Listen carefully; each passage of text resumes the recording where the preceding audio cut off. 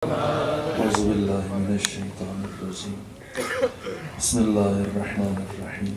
الحمد لله رب العالمين بارئ الخلائق أجمعين. الحمد لأهله والصلاة على أهله الصلاة والسلام على سيد الأنبياء والمرسلين العبد المؤيد الرسول المسدد المصطفى الأمجد الحبيب الأحمد النبي الأمي المكي المدني السراج المنير الكوكب الدري صاحب الوقار والسكينة المدفون بأرض مدينة سيدنا ونبينا وشفيع ذنوبنا وطبيب قلوبنا وحبيب نفوسنا ومولانا أبي القاسم محمد المصطفى صلى الله عليه وسلم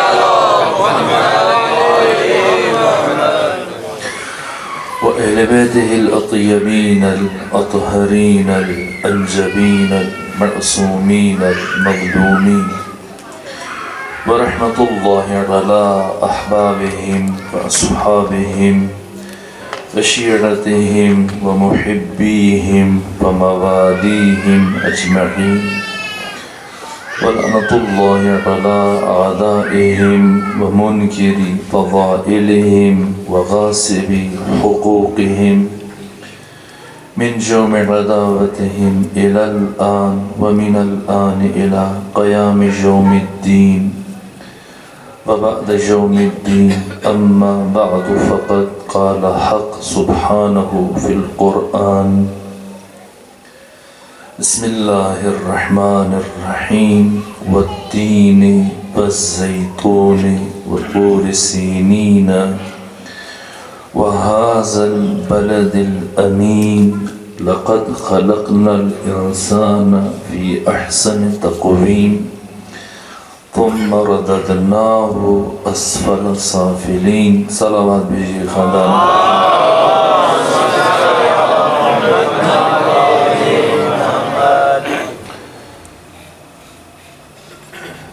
آپ بھی کافی دیر سے تشریف فرما ہے اور خاصا وقت گزر بھی چکا ہے اور آج میری کیفیت بھی کچھ ایسی ہے کہ صبح سے اب تک مسلسل سفر و مجالس پھر بھی کوشش کروں گا کہ اپنے موضوع کو ہم کچھ آگے بڑھا سکیں انشاءاللہ. والتین والزیتون وطور سینین وهذا البلد الامین. یہ وہ چار قسمیں ہیں کہ جنہیں پروردگار نے اس مفہوم کو بیان کرنے سے پہلے ذکر کیا. فلسفہ قسم عرض کیا جائے گا مختصراً ایک جملہ کہ مسئلے کی اہمیت کو بیان کرنے کے لیے، اور جیسے ہی آج ان قسموں کا رب بیان کیا جائے گا تو خود اعجاز قرآن کے ایک اور پہلو بھی ہمارے لیے روشن ہو جائے گا کہ ان قسموں کا باہمی رب بجائے خود ان قسموں کا خود اس مفہوم سے انتہائی دقیق اور عمیق رابطہ ہے. در حقیقت یہ قسمیں بھی ہیں اور بعد میں بیان ہونے والے مطلب کی تمہید بھی ہیں. والتین والزیتون، مجھے درخت انجیر کی قسم، مجھے درخت زیتون کی قسم، مجھے طور سینا کی قسم، مجھے شہر مکہ کی قسم. عجب یہ ہے کہ دو درخت، ایک پہاڑ ایک شہر، یا تو پروردگار چار درختوں کی بات کر دیتا، یا پروردگار چار پہاڑوں کی قسم اٹھا لیتا، یا پروردگار چار شہروں کا ذکر کر دیتا. لیکن ان کے درمیان باہمی ربط کیا ہے؟ وہ سوچنے کی بات ہے کہ اللہ نے ہزاروں لاکھوں درختوں میں سے پہلے مرحلے میں خود درخت انجیر کا انتخاب کیوں کیا؟ اس درخت میں کیا خصوصیت ہے یہ درخت لائق قسم بن گیا تو بہت اہم کردار ہے درخت انجیر کا تہذیب بشر میں، تمدن بشر اور ثقافت انسانی میں اس درخت کا بہت عجیب کردار ہے۔ بلکہ اسی درخت سے تہذیب انسانی کا آغاز ہو رہا ہے کہ جب جنت میں جس مرحلے میں آدم و حوا کو اپنی برہنگی کا احساس ہوا اور ان دونوں نے ضرورت سطر محسوس کی، تو اب سطر پوشی کے لیے جنت کے درختوں میں انہوں نے ادھر ادھر دیکھنا شروع کیا کہ کیسے اس حجاب کو اختیار کیا جائے، آمادہ کیا جائے۔ تو دونوں کی نگاہ جا کے رکی درخت انجیر پر کہ جس کے پتے بڑے تھے اور ان کے ذریعے سے آدم و حوا نے اپنی برہنگی کو برطرف کیا۔ یہاں سے تہذیب انسانی کا آغاز ہو رہا ہے۔ اس لیے پروردگار نے پہلے مرحلے میں درخت انجیر کی قسم اٹھائی اور دوسرے مرحلے میں درخت زیتون کی۔ درخت زیتون میں کیا خصوصیت ہے کہ جب آدم ثانی حضرت نوح علیہ وعلی نبینا آلاف التحیت والثناء، جب نوح اپنے چند ساتھیوں کو لے کر کشتی پر سوار ہوئے، کچھ پرند ہیں، کچھ چرند ہیں، حیوانات ہیں، اور کافی دن تک مسلسل نوح کی کشتی پانیوں کے اوپر سفر کرتی چلی گئی، اور آہستہ آہستہ نوح کے ساتھی بدگمان ہونے لگے، مایوس ہونے لگے، نا امید ہونے لگے، اور انہی میں سے ایک نے اپنی قلبی کیفیت کا اظہار کر دیا کہ اے نبی خدا، کیا ہم ہمیشہ اسی طرح سے پانیوں کے اوپر تیرتے ہوئے، پانیوں کے اوپر گزرتے ہوئے مر جائیں گے اور کبھی زمین کا چہرہ نہ دیکھ پائیں گے؟ جیسی اس نے نا امیدی اور مایوسی کا اظہار کیا، نوح نے چند پرندوں کو مختلف اطراف کی طرف روانہ کر دیا۔ کافی دیر گزرنے کے بعد جب پرندے واپس لوٹے اور ان پرندوں میں سے ایک پرندے کی چونچ میں زیتون کا پتا تھا، جیسے ہی وہ پرندہ پتا لے کے آیا، حضرت نوح نے وہ پتا اپنے ہاتھ میں لیا اور پھر اپنے ساتھیوں سے مخاطب ہوئے کہ یہ پتے کا مطلب یہ ہے کہ ہم سطح زمین سے قریب تر ہیں۔ تو چونکہ اس درخت کے پتے نے نوح کے ساتھیوں کو نوید حیات سنا دی، زندگی کی خوشخبری سنا دی، تو اس لیے حق تعالی نے انجیر کے بعد زیتون کے درخت کی قسم اٹھائی۔ یہ دو درخت اور تیسرے مرحلے میں کوہ طور کی قسم اٹھائی جا رہی ہے۔ کیسا پہاڑ ہے طور سینا کہ حق تعالی اس پہاڑ کی قسم اٹھا رہا ہے، کیونکہ دنیا کے تمام پہاڑوں میں سے اللہ نے اسی پہاڑ کا انتخاب کیا کہ جب ایک خاص مرحلے پہ موسیٰ پہنچتے تھے، اس چوٹی کی طرف بڑھنا شروع کرتے تھے، تو خدا سبحان کی آواز آتی تھی، یا موسیٰ فخلعنا علیک۔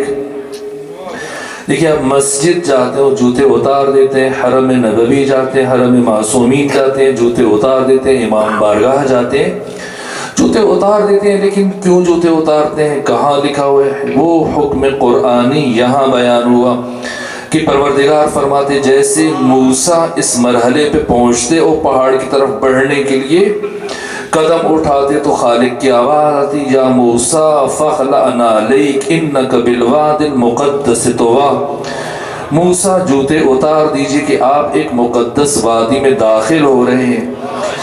کوہ طور وہ مقدس مقام ہے جہاں پر کلیم ذات حق سے ہم کلام ہوتے تھے، گفتگو ہوتی تھی۔ یہ تیسری قسم۔ اور چوتھی قسم شہر مکہ کی قسم، امن والے شہر کی قسم۔ اس شہر میں کیا خصوصیت ہے کہ اللہ شہر مکہ کی قسم اٹھا رہا ہے؟ تو خود قرآن کی تفسیر کرتا ہے، القرآن یفسر بعضہ بعضا، اس قرآن کا بعض حصہ بعض دوسرے حصے کی تفسیر کرتا ہے۔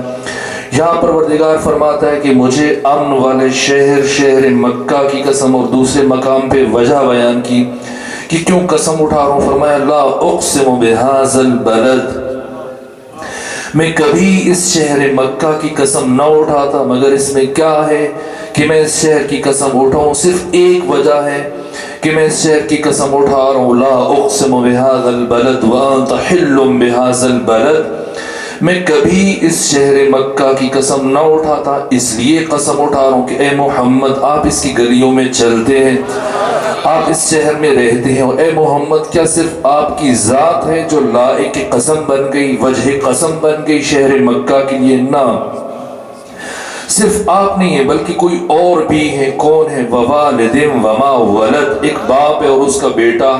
پروردگار کون ہے؟ کیا ابو لہب ہے اور اس کا بیٹا ہے، ابو جہل ہے یا اس کا بیٹا ہے، ابو سفیان ہے یا اس کا بیٹا ہے، یا پھر کوئی اور ابو ہے؟ نہ، صرف ایک ابو ہے۔ کون؟ ابو طالب ہے اور ان کے بیٹے علی ہے۔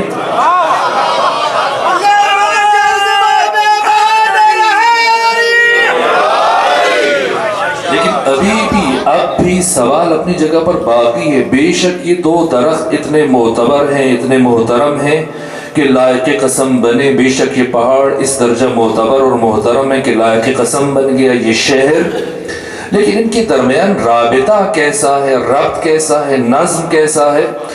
خلاف اصول فصاحت و بلاغت ہو جائے گا۔ دو درخت ہیں، ایک پہاڑ ہے اور ایک شہر ہے، جتنا بھی احترام ہو لیکن ایک آہنگ چاہیے، ایک نظم چاہیے، ایک ربط چاہیے۔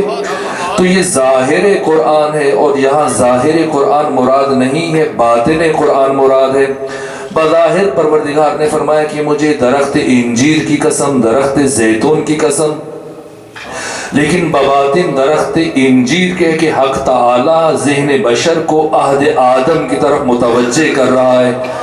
درخت زیتون کی قسم یعنی عہد آدم کی قسم، درخت انجیر کی قسم یعنی عہد آدم کی قسم، درخت زیتون کی قسم یعنی عہد نوح کی قسم، کوہ طور کی قسم یعنی عہد موسیٰ کی قسم، شہر مکہ کی قسم یعنی عہد مصطفیٰ کی قسم۔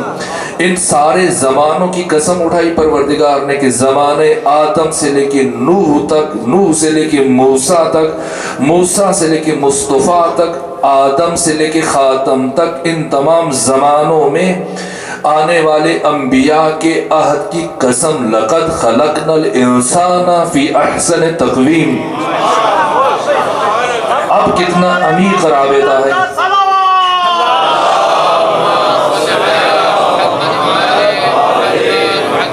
اب آپ کے ذہن رسا خود متوجہ ہو گئے کہ یہ بات کرنے کے لیے کس درجہ گہرا رابطہ ہے ان چار پچھلی باتوں کا اس ایک کے ساتھ، چونکہ انسان کی بات ہو رہی ہے اور یہاں سے پھر عہد انسانی کی بات ہو رہی ہے، اور اب قیامت تک آنے والے انسانوں کی حقیقت کو بیان کیا جانے لگا ہے، اس لیے تمام تر انبیاء کے عہد کی قسم اٹھائی جا رہی ہے۔ اور چونکہ آگے بڑھ کر آپ خود محسوس کریں گے کہ ان قسموں کی مزید گہرائی کیا ہے۔ لقد خلقنا الانسان فی احسن تقویم، ہم نے اس انسان کو احسن تقویم میں خلق کیا، یعنی جتنا خوبصورت ہم اس انسان کو بنا سکتے تھے اتنا خوبصورت ہم نے اس انسان کو بنا دیا، ہر جہت سے ہر صلاحیت رکھ دی، ہر لیاقت رکھ دی، ہر قابلیت رکھ دی، تمام استعداد اس انسان کے اندر سمو دی۔ پھر ثم رددناہ اسفل سافلین، بظاہر مذاق لگتا ہے کہ پھر ہم نے اس انسان کو اسفل السافلین کی طرف لوٹا دیا۔ اسفل السافلین یعنی انتہائی پستی، جس سے زیادہ پستی ممکن نہیں ہے۔ کیا بات ہے، پروردگار نے انسان کو احسن تقویم میں خلق کیا اور پھر کہاں رکھ دیا؟ اسفل السافلین میں۔ کیا مطلب ہے؟ دقتیں ہیں لیکن میں گفتگو کو زیادہ پیچیدہ نہیں بنانا چاہتا۔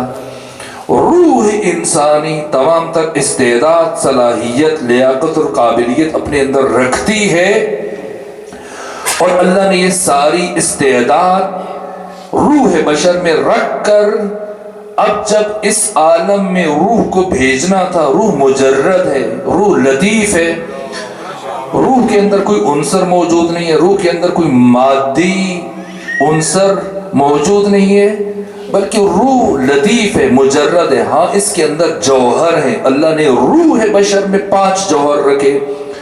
جوہر خوشبو ہے، جوہر نور ہے، جوہر بقا ہے، جوہر علم ہے، جوہر کمال ہے۔ یہ 5 جوہر رکھے ہیں۔ روح میں کمال کی صلاحیت پائی جاتی ہے، روح کے اندر علم ہے، روح کے اندر خوشبو ہے، روح کے اندر نور ہے، روح کے اندر بقا ہے، جسم میں یہ صلاحیت نہیں ہے۔ جسم وردی ہے، جسم لباس ہے، جسم پوشاک ہے، جسم مکان ہے، اس مکان میں قیام کے لیے اللہ نے روح کو بھیجا، لیکن جس مکان میں اللہ نے روح کو بھیجا ہے یہ مکان جن عناصر سے مل کے بنا ہے، آگ سے، مٹی سے، پانی سے اور ہوا سے، ان عناصر کا خاصہ یہ ہے، میں نے گفتگو کو ذرا سا سطح عمومی سے بلند کر دیا، جن عناصر، جس مکان میں اللہ نے اس روح کو، اس شریف ترین مکین کو منتقل کیا، وہ مکان جن عناصر سے مل کے بنا ہے، آگ، پانی اور ہوا، مٹی، ان عناصر کا لازمہ پستی ہے۔ اس لیے پروردگار فرما رہے کہ ہم نے اس کو اسفل السافلین میں رکھ دیا، لیکن رحمت الہیہ نے یہ گوارا نہ کیا کہ یہ انسان اس عالم میں آ کر اسفل السافلین میں پڑا رہے، پستیوں میں پڑا رہے، بلکہ پروردگار نے 1,24,000 انبیاء بھیجے تاکہ اب اس انسان کو ان پستیوں سے اٹھائیں اور اب لے کے جائیں اعلیٰ علیین کی طرف، اوج، عروج، معراج، رفعت و بلندی اور کمال تک لے کے جائیں۔ فلسفہ تخلیق بشر کمال ہے، اور حصول کمال کے لیے اللہ نے انبیاء بھیجے، رسول بھیجے۔ فلسفہ انزال کتب کمال انسانی ہے، فلسفہ ارسال رسل کمال انسانی کا مقصود ہے، اس لیے اللہ نے بھیجے۔ اب اگر کوئی کہے کہ انبیاء کرام نے تو ایک سوئی نہیں بنائی، انبیاء کرام نے تو ایک سلائی مشین نہیں بنائی، نہ، یہ خیرت سوز بات ہے، یہ جاہلانہ بات ہے۔ انبیاء سلائی مشین بنانے کے لیے نہیں آئے، انبیاء سرے سے ترقی کے لیے نہیں آئے۔ ترقی اور ارتقاء حرکت افقی ہے، جب مادی امور میں انسان پیش رفت کرتا ہے، گاڑیاں بنا لیتا ہے، کارخانے بناتا ہے، اپنی آسائش کا انتظام کرتا ہے، یہ مادی امور میں پیش رفت، یہ ارتقاء کہلاتا ہے، ارتقاء، ترقی۔ اللہ نے انسان کو ترقی کے لیے پیدا نہیں کیا، بے شک پہلے کی طرح غاروں میں رہے تو بھی انسان ہے، غار میں رہنے سے یا بڑے مکان میں رہنے سے، پیدل چلنے سے یا بڑی گاڑی میں بیٹھنے سے انسان کی انسانیت پہ کوئی فرق نہیں پڑتا۔ اللہ نے انبیاء کو انسان کی ترقی کے لیے نہیں بھیجا، کمال کے لیے بھیجا ہے۔ ترقی اور ارتقاء حرکت افقی ہے، کمال حرکت عمودی ہے۔ ترقی مادی امور میں ہوتی ہے، کمال روحانی امور میں ہوتا ہے۔ اس لیے اللہ نے 1,24,000 انبیاء کو بھیجا کہ اس انسان کو اسفل السافلین کی پستیوں سے اٹھائیں۔ حرکت عمودی مشکل ترین حرکت ہے، بلندیوں کی طرف لے کے جائیں، کمال کی طرف لے کے جائیں، اس انسان کو باکمال بنا دیں تاکہ یہ مکمل ہو جائے۔ اس لیے انبیاء کامل خلق ہوئے، فلسفہ تخلیق بشر حصول کمال ہے۔ اللہ نے 1,24,000 انبیاء بھیجے۔ پہلے مرحلے میں آدم آئے تو ذہن بشر، قلب بشر، روح بشر، جان بشر، انسانی استعداد، انسانی لیاقت، انسانی قابلیت، انسانی صلاحیت کو صفر سے اٹھایا اور کچھ اوپر لے کے آنے میں کامیاب ہو گئے۔ ظاہر ہے کہ یہ کمال تدریجی عمل ہے، ایک مرحلے میں انسان فوراً نیچے سے اوپر نہیں جا سکتا۔ آدم کے بعد دوسرے نبی آئے، وہ ذہن بشر کو تھوڑا سا اور اوپر لے کے گئے، پھر اور انبیاء آتے رہے، یہاں تک کہ آخری مرحلے میں ختمی مرتبت کو اللہ نے بھیجا اور ذہن بشر کو صفر سے اٹھا کر اوج و عروج اور معراج کی آخری حد تک لے کے گئے۔ نصاب انسانیت، نصاب بشریت مکمل ہو گیا۔ تو جیسے ہی نصاب فلسفہ ارسال نور فاطمہ تو زہرا کو بیان کرنا ہے، اس لیے تمہید اختیار کر رہا ہوں۔ جیسی نصاب سعادت بشر مکمل ہو گیا، انسانی نجات کا نصاب مکمل ہو گیا، تو اب لازم تھا کہ اس نصاب کی حفاظت کا انتظام کیا جائے۔ اس لیے کہ پیغمبر کے بعد تو اب کوئی نبی نہیں آئے گا، کون انتظام کرے؟ ایسا انسان چاہیے جو تمام تر انبیاء کی صفات کا جامع ہو، ایسی ہستیاں چاہیے کہ جو تمام تر انبیاء کے کمالات کی مظہر ہو۔ اس کے لیے اللہ نے پیغمبر کے خاندان سے ہستیوں کو چنا اور ختمی مرتبت میں دنیا سے جانے کے بعد جاتے ہوئے نظام ولایت کو متعارف کروایا۔ عجیب ہے، پروردگار کے ہاں شدت نہیں ہے، مزاج نہیں ہے، جسے موڈ کہتے ہیں۔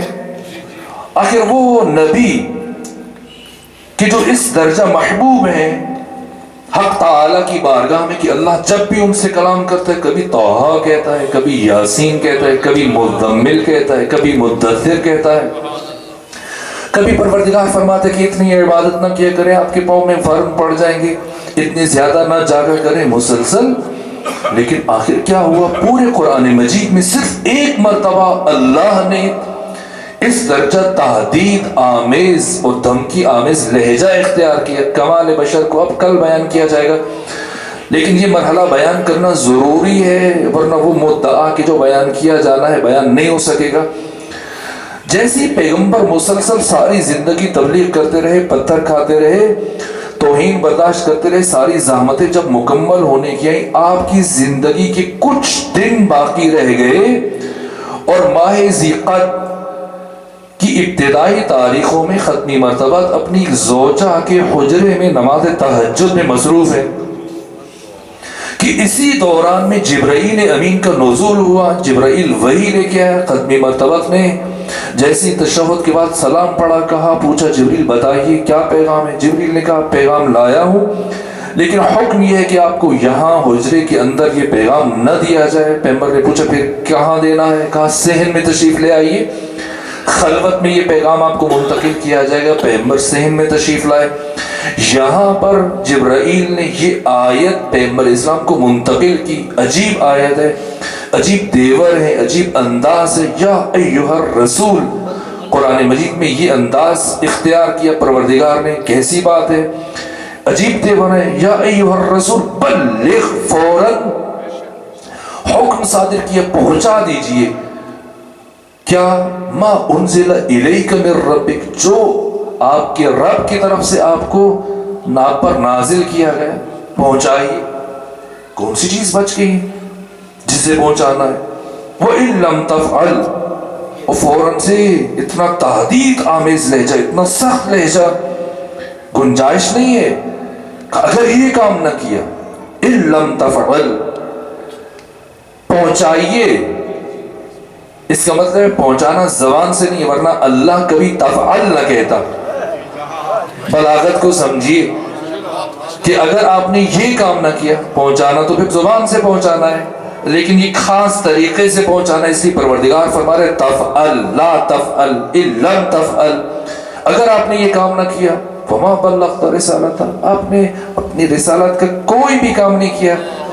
یعنی آپ کا آنا نہ آنے کے برابر ہو جائے گا اگر آپ نے یہ کام نہ کیا. سمجھنا ہے مختصر وقت باقی ہے ہمارے پاس، اور نتیجہ لینا ہے کہ آخر یہ ما انزلہ کیا ہے، کہ اگر اسے پیغمبر اسلام نہ پہنچائیں تو آپ کا آنا نہ ہونے کے برابر، نہ آنے کے برابر ہو جائے گا. اور اسی کے ساتھ دوسری کچھ آیات نازل ہو کہ پیغمبر اسلام نے آرام کرنا چھوڑ دیا، یہاں تک کہ فرمایا کہ شیبتنی سورۃ الہود، اور اصحاب گواہی دیتے ہیں کہ اچانک سے پیغمبر کے چہرے پر بڑھاپے کے آثار ظاہر ہوئے. اس سے پہلے ایسے نہیں تھا. شیبتنی سورۃ الہود، مجھے سورہ ہود نے بوڑھا کر دیا. سورہ ہود میں ابو ذر نے پوچھا یا رسول اللہ سورہ ہود سے کیا مراد ہے؟ کون سا مطلب ہے جس نے آپ کو بوڑھا کیا؟ کہا اس آیت نے بوڑھا کر دیا. فَاسْتَقِمْ كَمَا أُمِرْتَ،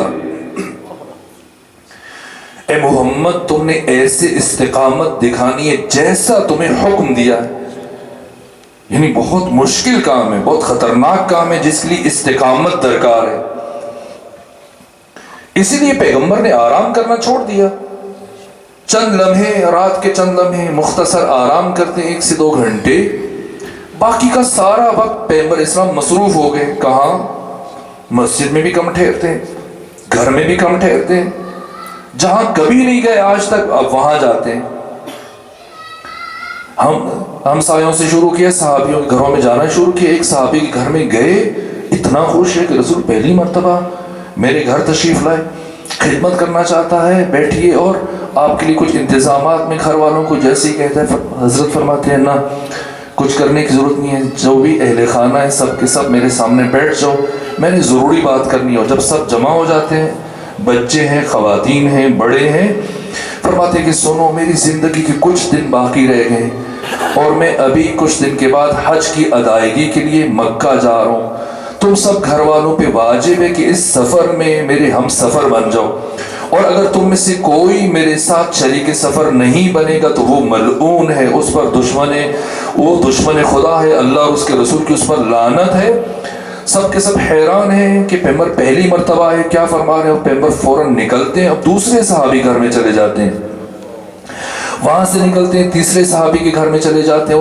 اور چند دنوں میں پیغمبر اسلام نے مدینے کا کوئی گھر نہیں چھوڑا جہاں تشریف نہیں لے کے گئے، کہ مختصر دنوں میں اتنی محنت کی پیغمبر اسلام نے کہ جب نکلے 25 ذیقعت کو مدینہ سے حج کے لیے تو 80,000 افراد پیغمبر اکرام اسلام کے ساتھ شامل تھے. اب 25 ذیقعت کو نکلے اور اب دیکھیے راستے میں منزل سیرف ہے، منزل منصرف ہے، منزل متعشہ ہے، منزل اسایا ہے، منزل قجید ہے، منزل ابوا ہے. خود منزل ابوا یہ قریہ تھا جہاں پیغمبر جب بھی جاتے تھے صبح سے لے کے شام تک یہاں پر وقت گزارتے تھے، جو کہ آپ کی والدہ کا مزار تھا. لیکن آج پہلی مرتبہ پیغمبر گئے، سورہ فاتحہ پڑھی اور بستی میں چلے گئے. وہ کام جو مدینے کے ہر گھر میں کرتے رہے، اب راستے میں جو بھی بستی آ رہی ہے پیغمبر وہی کام کر رہے ہیں. راستے میں جو فرق مل رہا ہے وہی پیغام دے رہے ہیں. امر خدا ہے، اس کی تکمیل بہت مشکل مرحلہ ہے. اس لیے پیغمبر جس قدر ممکن ہے تبلیغ کر رہے ہیں، یہاں تک کہ 23,000 افراد کو پیغمبر اسلام نے راستے سے شامل کر لیا. 80,000 افراد مدینہ سے پیغمبر کے ساتھ چلے. علی ابن ابی طالب یمن گئے ہوئے ہیں اسلام کی تبلیغ کے لیے. مال خدا اور مال امام، خمس اور زکوٰۃ کی جمعآوری کے لیے قاصد بھیجا، کہا علی اکیلے نہیں آنا، جتنے افراد کو اپنے ساتھ لے کے آ سکتے ہیں لے کے آئیے. ایک روایت میں 13,000، ایک روایت میں 12,000 افراد کو علی ابن ابی طالب لے کے مکہ پہنچتے ہیں. اس طرح سے عظیم الشان کاروان مکہ میں داخل ہوتا ہے. اور 5 ذی الحج کو میں بہت اختصار کے ساتھ، چونکہ اس لمحے کو بیان کیے بغیر میں اپنا موضوع مکمل نہیں کر سکتا تھا، اس لیے آپ کو زحمت سماعت دے رہا ہوں. یہ عظیم الشان کاروان پہنچتا ہے مکہ کے اندر 5 ذی الحج کو. یہاں پر رسول اسلام نے 10 دن اقامت کا اعلان کیا کہ ہم مکہ کے اندر 10 دن قیام کریں گے، عبادات کو بجا لایا جائے گا. یہاں پیغمبر اسلام نے احکام حج کو بیان کرنا شروع کیا، اور پھر 9 ذی الحج سے مراسم حج شروع ہو گئے. اور 15 ذی الحج کی شام میں پیغمبر اسلام نے اعلان کروایا کہ کل صبح 16 ذی الحج کی صبح جتنے افراد اس وقت مکہ میں موجود ہیں، خصوصاً خانہ خدا میں، سب کے اوپر واجب ہے کہ کل صبح ہمارے ساتھ ایک سفر میں شامل ہو جائیں، اور اگر کوئی ہمارے ساتھ نہیں جائے گا تو وہ دشمن خدا اور رسول ہے، اور اللہ اور اس کے رسول کے اوپر لعنت ہوگی. سب حیران ہیں، پریشان ہیں. یہ رسول اسلام مدینہ سے آپ نے یہ کلمات کہنا شروع کیے، یہاں بھی وہی بات کر رہے ہیں. آخر سب جمع ہیں. کون سی بات ہے کہ جو مکہ کے اندر نہیں کہی جا سکتی، کہ خود جو اہل مکہ ہیں بالآخر ان کو بھی جانا پڑے گا، لیکن پیغمبر فرما رہے کہ کسی دوسرے مقام پہ چلنا ہے. یوں تاریخ بشر اور تاریخ اسلام کا یہ عظیم الشان کاروان 16 ذی الحج کی صبح میں مکہ سے نکلتا ہے، اور 5,000 افراد خود مکہ کے رہنے والے، انہیں بھی مجبوراً پیغمبر کے ساتھ شامل ہونا پڑا. اور یہ کاروان جس کی تعداد کم از کم 1,20,000 ہے، اتنا بڑا سواد اعظم کہ ہر طرف سر ہی سر نظر آ رہے ہیں، پیغمبر اکرام اسلام کی قیادت میں مکہ سے نکلتا ہے. اور 18 ذی الحج کو ظہر سے کچھ پہلے مقام خم غدیر میں پہنچتا ہے.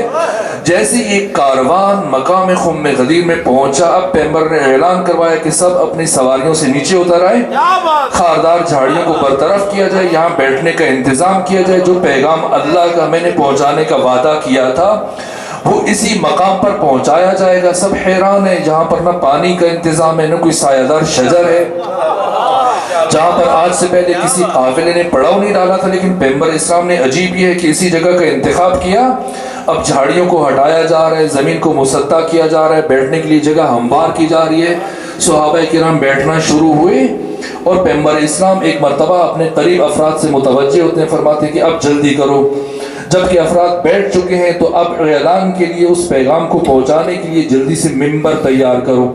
جیسے ہی پیغمبر نے ممبر کی بات کی، جو آپ کے قریب تھے ایک مرتبہ حیران و پریشان ہو گئے کہ ممبر کہاں سے لائیں. لیکن امر رسول اللہ ہے اور ابھی رسول بیماری کی حالت میں نہیں، اس لیے کوئی گستاخ ہذیان کا الزام نہیں لا سکتا۔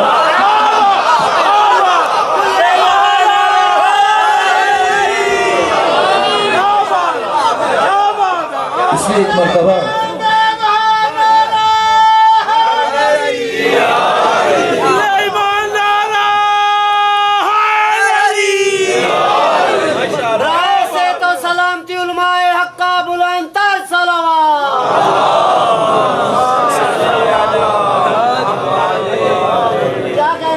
پیغمبر نے فرمایا ممبر کا انتظام کر۔ ایک مرتبہ بادل ناخواستہ ادھر ادھر چلنا شروع کیا، ڈھونڈنا شروع کیا، کوشش شروع کی، اور کافی دیر گھوم پھر کے پلٹ کے آگے، یا رسول اللہ ممبر کہاں سے بنائے، ممبر کا انتظام نہیں ہو پا رہا۔ پیغمبر اسلام مصر ہیں مجھے ممبر چاہیے، اتنی بڑی جمعیت کے ساتھ ممبر کے بغیر گفتگو نہیں کی جا سکتی ہے، ممبر بنائیے۔ اب دوبارہ چلے گئے، ڈھونڈتے رہے، کافی وقت گزرنے کے بعد جب پلٹ کے آئے کہ یا رسول اللہ یہاں ممبر کہاں سے بنائے، صحرا ہی صحرا ہے، ریت ہی ریت ہے، نہ لکڑی ہے، نہ بنانے کا سامان ہے، نہ کوئی انتظام ہے۔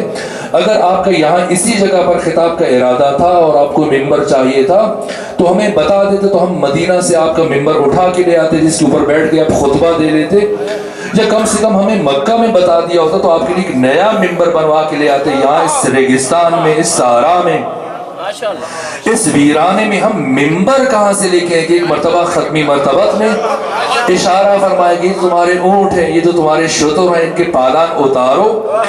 ابن خلدون جیسے متعصب مورخ نے تعداد تک بیان کی کہ پیغمبر اسلام نے 9 پالان اتروائے، انہیں اوپر نیچے رکھا، ممبر تیار کروائے، اور جب ممبر تیار ہوا پیغمبر ممبر کی طرف بڑھے، لیکن اس سے پہلے کہ پیغمبر ممبر کی طرف تشریف لے کے جائیں میں آپ سب کے ساتھ مل کر ختمی مرتبہ سے روح پیغمبر گرامی اسلام سے دست ادب جوڑ کر سوال کرتا ہوں کہ یا رسول اللہ، جب اللہ کو گوارا نہیں ہے کہ اس اعلان میں تاخیر ہو، جب آپ کو گوارا نہیں ہے کہ اس اعلان میں تاخیر ہو، تب تپاتی ہوئی دھوپ میں، گرمی کی شدت میں صحابہ کرام بہت مشکل سے اس تپتی ہوئی ریت کے اوپر بیٹھے ہیں، اعلان کو جلد ہو جانا چاہیے۔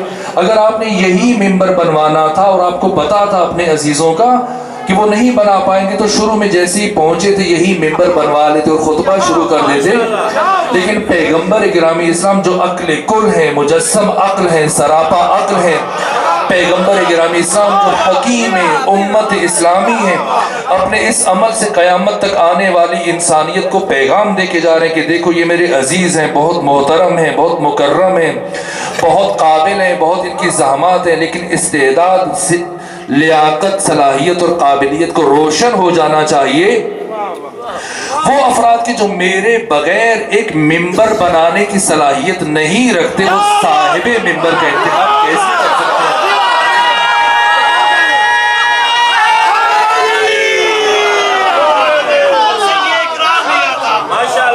اللہ نے روحوں سے یہ اقرار لیا تھا، ہر صاحب ایمان کا حیدری ولی ہے، یہ سارا جہاں میرا بدن قتل کرے گا جب تک میری روح زندہ ہے، اس میں تو علی ہے۔ کرم انبیاء ولطف پنجتن بے بہا نارا حیدری۔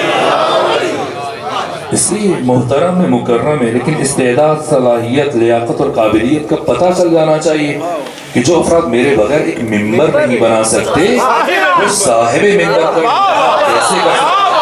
ممبر بھی میں بناؤں گا، صاحب ممبر کا اعلان بھی میں کروں گا۔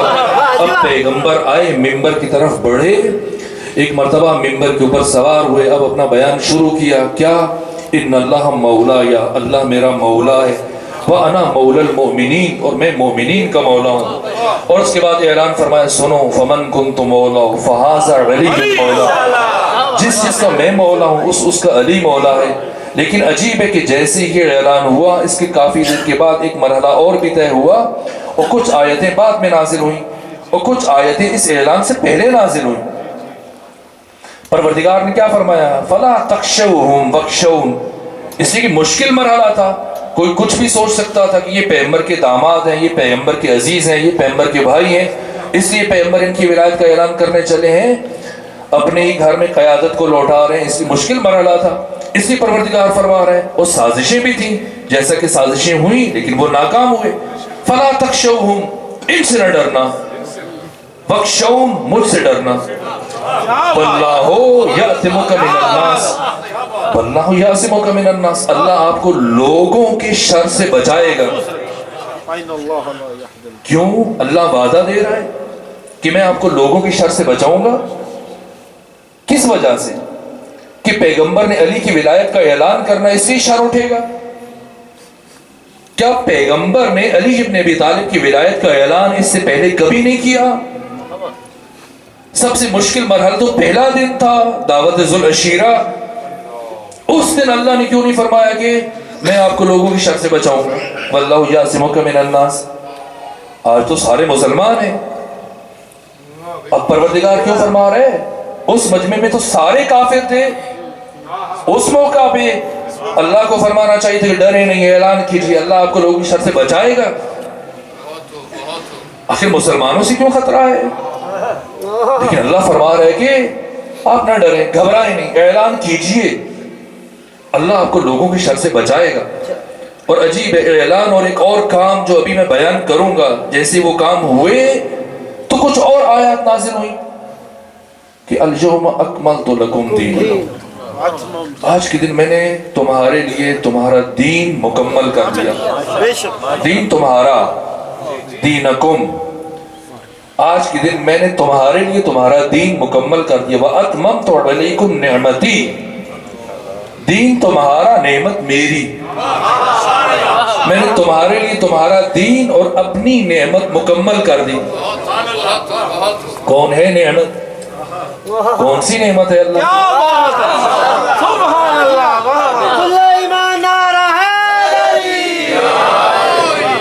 कौन सी नेमत है? खुद अहले नेमत ने बताया। इमाम सादिक एक मर्तबा मंसूर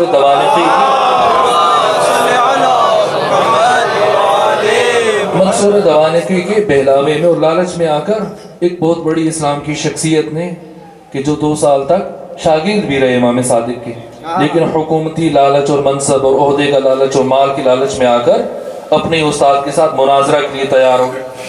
और मुनाजरे के लिए बड़ा दिन लगा के, कई महीने लगा के 40 सवाल तैयार किए और पूछे। और बाद में जब यही फर्क मदीना में आया तो फर्जंद रसूल ने मुलाकात से इनकार कर दिया। लेकिन जैसे तैसे फिर आपके साथी कूफा से सहाबा आए, मोमिनीन आए, उनके साथ इन्हें भी शमूलियत का मौका मिला और पहुंच गए। तो जब मौका मिला तो हजरत ने भी फिर 40 सवाल किए। उनमें से जो आखिरी सवाल था, कहा कि बताओ कि ये जो आयत है कुरान की कि सुम्मा लतुसअलुन्ना यौमइज़िन अनिन नईम, कि परवरदिगार क़यामत के दिन नेमतों के बारे में सवाल करेगा। कहीं कौन सी नेमतें? तो जो सामने थे, क्या कहा? कहीं यही नेमतें, ये जो हम पहनते हैं, हम जो खाते हैं, इस्तेमाल करते हैं चीज़ों को, ये फल और ये गोश्त और ये सब्जियां और ये लिबास, सब अल्लाह की नेमतें। क्या बताओ? इमाम सादिक फरमा रहे, अगर कोई शख्स तुम्हें अपने सुफरे पे बुलाए, दस्तरखान पे बेहतरीन खाने दे और तोहफे दे, और जब तुम उठो तो उसके बाद जतलाना शुरू कर दे कि मैंने तुम्हें सब्जी भी खिला दी है, मैंने तुम्हें गोश्त भी खिला दिया, मैंने तुम्हें हलवा भी खिला दिया, गिनना शुरू कर दे या फिर इम्तिहान लेना शुरू कर दे, क्या सोचोगे ऐसे शख्स के बारे में? कहा मैं समझूंगा कि इंतहाई कमजर्फ है, कमजर्फ है। तो कहा कि बताओ फिर खुदा के बारे में क्या ख्याल है कि दुनिया में ये नेमतें दे,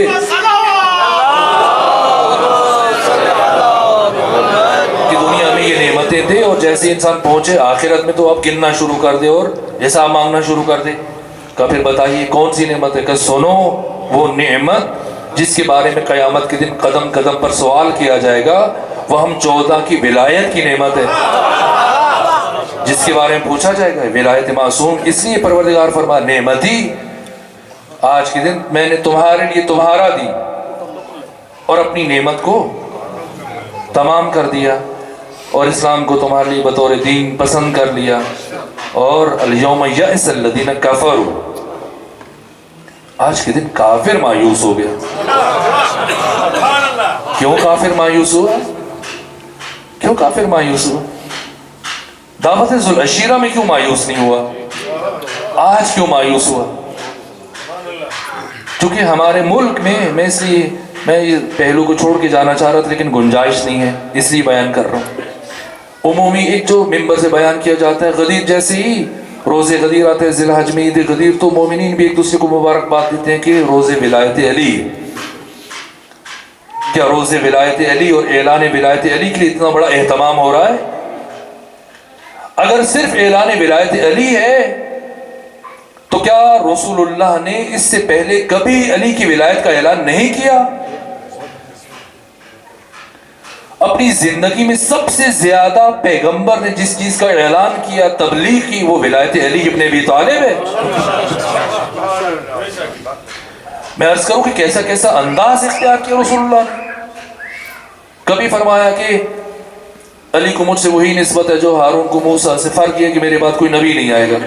کبھی فرمایا کہ میں علم کا شہر ہوں، علی اس کا دروازہ ہے۔ کبھی فرمایا میں حکمت کا گھر ہوں، علی اس کا در ہے۔ کبھی کس طرح سے، کبھی فرمایا کہ حب علی جاکل الذنوب کما تاکل النار الحطب، کہ علی کی محبت گناہوں کو اس طرح سے کھا جاتی ہے جس طرح سے آگ لکڑیوں کو کھا جاتی ہے۔ کبھی فرمایا کہ جس کا دروازہ مسجد میں کھلتا ہے سب اپنے دروازے بند کر دو، صرف میرا اور علی کا دروازہ کھلا رہے۔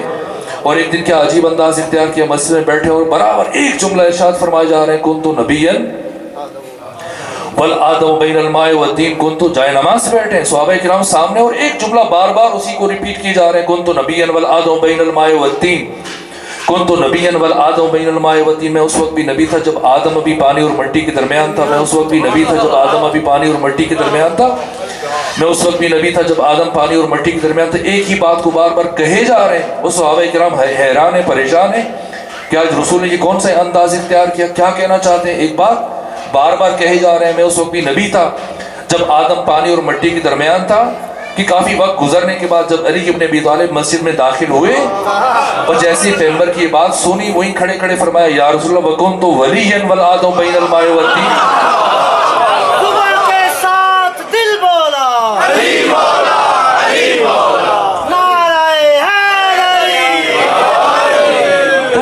انداز ہے، یعنی پیغمبر نے کوئی موقع نہیں جانے دیا اپنی زندگی میں، کبھی کسی انداز میں، کبھی کسی اور انداز میں، کبھی کوئی اور انداز اختیار کیا کہ اگر میرا ایک کلام امت کو سمجھ میں نہ آئے دوسرا آ جائے، میرا ایک انداز امت کو نہ سمجھ میں آئے دوسرا سمجھ میں آ جائے، میری ایک بات نہ پہنچے دوسری بات پہنچ جائے۔ اور کبھی کبھی یوں لگنے لگ جاتا ہے جب انسان پیغمبر کی سیرت کا مطالعہ کرتا ہے اس زاویہ دید سے، تو ایسے لگتا ہے کہ پیغمبر آئے ہی علی ابن ابی طالب کی ولایت کا اعلان کرنے کے لیے، کوئی موقع نہیں جانے دیا۔ لیکن آج کیا ہوا، پروردگار کیا فرما رہے ہیں، دیکھیں کتنا تحدید آمیز لہجہ، بلغ پہنچائیے، ان لم تفعل، یہ کام نہ کیا کچھ نہیں کیا۔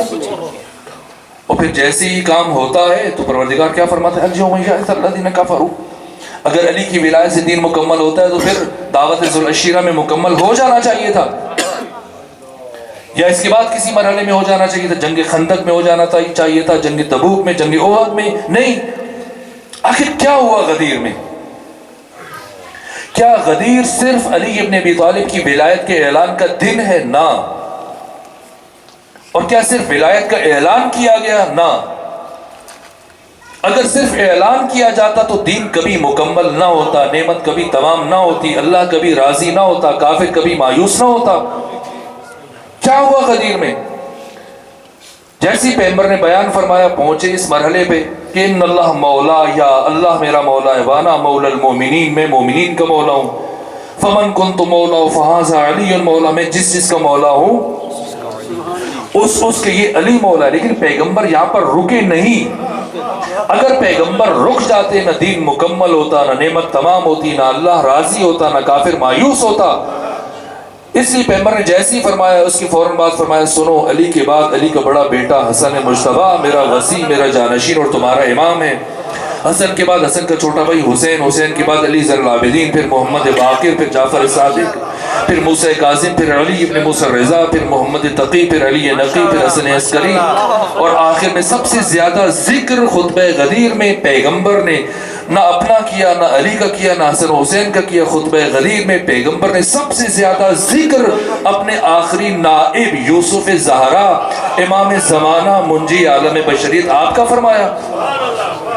اس لیے کافر مایوس ہو گیا، اس لیے کہ آج تک کافر یہ سمجھ رہا تھا کہ رسول بوڑھے ہیں، کچھ دنوں میں انتقال ہو جائے گا، بعد میں یا تو ہم خلافت کو علی تک نہیں پہنچنے دیں گے، اگر علی تک خلافت پہنچ بھی گئی تو بھی ہم یا تو علی کو قتل کر دیں گے، راستے سے ہٹا دیں گے، یا 15-20 سال کے بعد پلٹ کی حکومت اور خلافت ہمارے پاس آ جائے گی۔ لیکن جیسے ہی میدان خم غدیر میں پیغمبر گرامی اسلام نے علی کے بعد علی کے 11 بیٹوں کی قیادت، سیادت، امامت، راہبری اور خلافت کا اعلان کیا، اب کافر مایوس ہوا۔ یہ تو رسول نے ایسا انتظام کیا کہ اب خلافت کبھی ہمارے پاس نہ آ سکے گی، اب حکومت کبھی۔ اس لیے پیغمبر کے قتل کی سازش کی گئی، اس لیے کہ آج کے دن کافر واقعاً مایوس ہو گیا۔ اور جیسے ہی پیغمبر نے اعلان مکمل کیا، ایک صاحب بہت تیزی سے چلتے ہوئے پیغمبر کے پاس آئے، کہا یا رسول اللہ، ابھی تھوڑی دیر پہلے جب آپ اعلان کر رہے تھے تو ایک بہت ہی خوبصورت جوان سفید لباس پہنے ہوئے ابن ابی حدید معتزلی نے ذکر کیا، دیگر علماء نے بیان کیا، کہا کہ آیا میرے پاس اور میرے کان میں کہا کہ آج کے دن تو رسول نے ایسی گرہ باندھی ہے کہ جسے اس کائنات کے انتہائی منافق آدمی کی کوئی دوسرا نہیں کھول سکے گا۔ ایک مرتبہ پیغمبر نے اس کے چہرے کی طرف دیکھا، کہا ہوشیار ہو جاؤ، وہ کوئی انسان نہیں تھا، جبرائیل تھے، وہ تمہیں متوجہ کر رہے تھے کہ کہیں تم ہی اس گرہ کو کھولنے کے لیے نہ بیٹھ جانا۔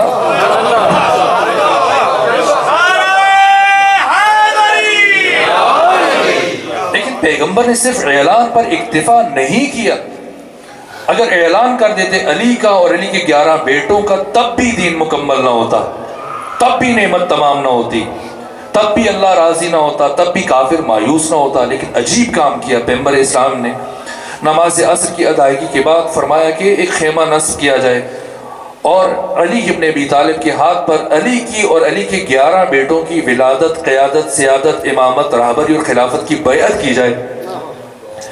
بیعت کا سلسلہ شروع ہوا جو 3 دن تک جاری رہا، لیکن سب سے پہلے علی کے ہاتھ پر علی اور علی کے 11 بیٹوں کی بیعت ولایت پر کسی صحابی نے نہیں کی، بلکہ خود رسول اسلام پیغمبر گرامی اسلام نے کی ہے۔ اس کے بعد پھر صحابہ کرام نے سلسلہ شروع کیا، اور جب مردوں کی بیعت کا سلسلہ مکمل ہو گیا 3 دن کے بعد، تو پھر اب خواتین کو بلایا گیا۔ بڑی تعداد میں خواتین شامل تھیں اس سفر میں، بہت بڑی تعداد میں شامل تھیں۔ پیغمبر اسلام نے فرمایا کہ پانی کا ایک ظرف منگایا جائے، علی سے کہا کہ آپ اپنے ہاتھ بالٹی کے اندر ڈال دیجیے، اور خواتین سے کہا کہ باری باری آئیے اور اس پانی کے اندر ہاتھ ڈالیے اور علی کی اور علی کے 11 بیٹوں کی بیعت کیجیے ولایت پر۔ اسی دن مکمل ہوا، اسی کہ پیغمبر نے میدان خم غدیر میں نظام دیا، نظام ولایت۔ ولایت نہ تو نعرہ ہے، ولایت نہ تو مفہوم ہے، ولایت نہ تو صرف عقیدہ ہے، ولایت ایک نظام ہے۔ کون سا نظام؟ حقوق بشر کی حفاظت کا انتظام ہے۔ نظام ولایت قیامت تک آنے والے تمام انسانوں پر عدل و انصاف کی حکمرانی کا انتظام ہے۔ نظام ولایت تمام تر انبیاء کی ساری محنتوں کے تحفظ کا انتظام ہے۔ یہاں کی دین مکمل ہوتا ہے، یہاں کی نعمت تمام ہوتی ہے۔ میرے گلے میں سکت نہیں، آج میں آپ کی محبت میں پڑھتا چلا گیا، ورنہ میرے سینے میں اتنی سکت نہیں تھی۔ میں نے گفتگو کو مکمل کیا، کل یہاں سے آگے بڑھیں گے۔ بس رک کر میں ایک سوال پوچھوں گا اور آپ کی زحمتوں کو تمام کر دوں گا۔ یہ اعلان کیا، نعرہ محمد صلوات، اللہم صلی علی محمد یہ امام زمانہ بلند تر صلوات، اللہم صلی علی محمد یہ اعلان کیا پیغمبر گرامی اسلام نے۔ کیسے کیا؟ واللہ یعصمک من الناس کی ضمانت جاری ہونے کے بعد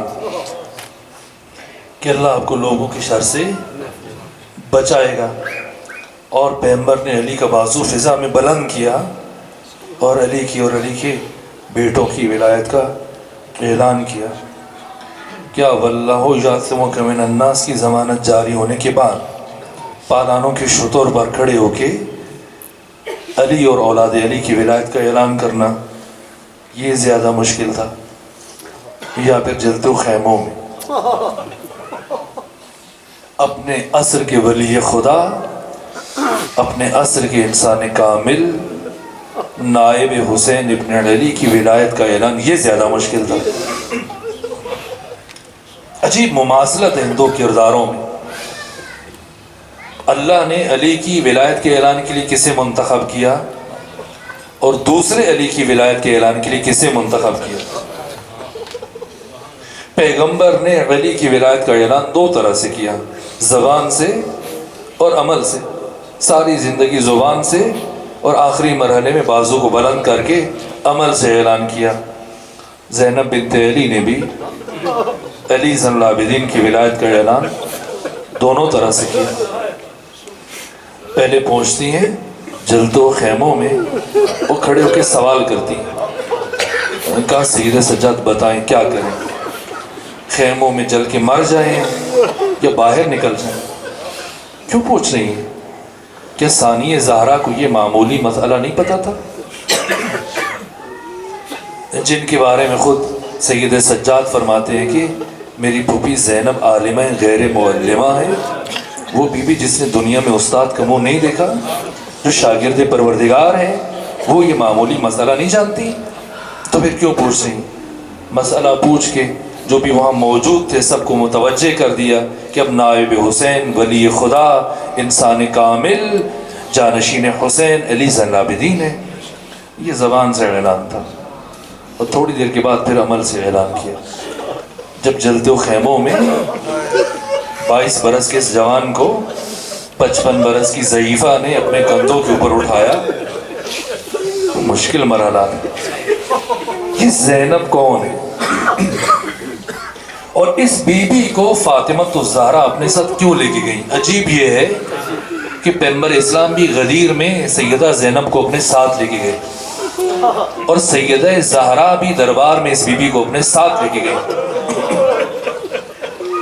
دو بیٹیاں ہیں اور تھوڑا سا فاصلہ ہے چند مہینوں کا یا 1 سال کا، یا تو دونوں کو لے جائیں یا دونوں کو گھر چھوڑ جائیں، لیکن ایک کو گھر میں چھوڑ دیا، ایک کو ساتھ لے کے گئے۔ جس نے 61 ہجری کی کربلا میں طاغوت کے سامنے چپ رہنا تھا اسے گھر میں چھوڑا، اور جس نے 61 ہجری کی کربلا کی یزید کو للکارنا تھا اسے ساتھ لے کے گئی کہ ثانی زہرا سیکھ لیں کہ طاغوت کو کیسے للکارا جاتا ہے۔ یہ ثانی زہرا زینب بنت علی عجیب کردار ہے۔ یہ 5 تن پاک کی ذوات مقدسہ کا خلاصہ ہے۔ یہ بی بی کبھی محمد بن گئی، کبھی علی بن گئی، کبھی فاطمہ بن گئی، کبھی حسن بن گئی، کبھی حسین بن گئی، کبھی عباس بن گئی۔ محمد کہاں؟ میں نے ابھی اشارہ کیا۔ اور علی کب بنی؟ جب کوفہ کے شہر کے دروازے پر اتنی بھیڑ تھی کہ کسی کی ٹھوکر سے وہ نیزہ بردار جس کے ہاتھ میں حسین ابن علی کا سر تھا، اس کو ٹھوکر لگی اور وہ سنبھال نہیں سکا، اور سر حسین ابن علی زمین میں آ گئے۔ جب یہ منظر دیکھا سیدہ سے برداشت نہیں ہوا، سید سجاد سے کہا کہ عمر سعد سے کہیے کہ ان لوگوں خاموش کروائیں، میں کچھ کہنا چاہتی ہوں۔ عمر سعد نے کہا کہ یہاں پر ابن زیاد آ جائے تو وہ بھی ان لوگوں کو خاموش نہیں کروا سکتا۔ کہا کہ ٹھیک ہے، اگر تم خاموش نہیں کروا سکتے تو علی کی بیٹی خاموش کروائے گی۔ اور ایسا خطبہ دیا، جب خطبہ شروع کیا تو اتنا جلال اور ہیبت تھی علی کی بیٹی کے لہجے میں کہ جانوروں کے گلوں کی گھنٹیاں بھی خاموش ہو گئی۔ یا یہ بی بی علی بن گئی، اور کبھی یہی بی بی فاطمہ بنی، کب میں بھی عرض کروں گا، اور کبھی حسن بن گئی۔ وہ جو علی اکبر کی لاش پہ اس طرح سے گری کہ ڈر تھا کہ روح زینبی پرواز نہ کر جائے، اور محمد کی لاش آئی تو ایسے خاموش کھڑی ہے جیسے شاید کوئی رشتہ نہیں ہے، کون سمجھے سکوت کا فلسفہ۔ اور کبھی یہی بی بی عباس بن گئی، شام غریبہ جب ٹوٹی ہوئی تلوار اٹھا کر جلے ہوئے خیموں کی راہ کے گرد چلنا شروع کیا، بی بی نے ایک مرتبہ مقتل کی طرف دیکھا، کہا اٹھو عباس دیکھو، کل جو کام تم کر رہے تھے آج تمہاری بہن زینب انجام دے رہی۔ اور کبھی یہی بی بی فاطمہ بن گئی، فاطمہ بن گئی۔ بس میرے عزیزو، یہ مرحلہ میں آج بیان نہیں کر پاؤں گا، انشاءاللہ یہیں سے کل آپ کی خدمت میں شروع کروں گا۔ پروردگار بحق ثانی زہرا، وہ آنکھیں کہ جنہوں نے اشکوں کا وضو کیا، پروردگار ان آنکھوں کو زیارت معصومین علیہ السلام عطا فرما۔ پروردگار وہ دل کے جو ادب ذات فاطمہ میں مائل ہیں اور جائے نماز بنے ہیں۔ پروردگار ان دلوں کو اس کائنات کی ہر طرح کی پریشانیوں سے دور فرما۔ پروردگار وہ گھر کے جو صف عزا بنا ہے ان ایام کے لیے، اس گھر پہ ہمیشہ اپنی خاص رحمتوں اور نعمتوں اور برکتوں کا نزول فرما۔ پروردگار جو بھی اس غم میں شریک ہیں اور گریہ کناں ہیں، پروردگار ان مومنین اور حاضرین اور صف عزا پہ بیٹھنے والے مومنین کو دنیا کے تمام غموں سے آزاد کر دے۔ پروردگار ثانیہ زہرا کے وسیلے سے وہ مومنین کے جو بے اولاد ہیں انہیں اولاد عطا فرما۔ مومنین کے دلوں میں جو بھی دعا ہے پروردگار سیدہ زینب سلام اللہ علیہا کے وسیلے سے دعا کرتے ہیں۔ پروردگار تمام مومنین کی دعاؤں کو اپنی بارگاہ میں پورا فرما۔ پروردگار یوسف زہرا کے ظہور میں تعجیل فرما۔ ہم سب کو آقا کا سپاہی بننے کی توفیق عطا فرما۔ پروردگار ہماری اس عبادت کو اپنی بارگاہ میں قبول فرما۔ بحق محمد و آل محمد، اللہم صلی علی محمد۔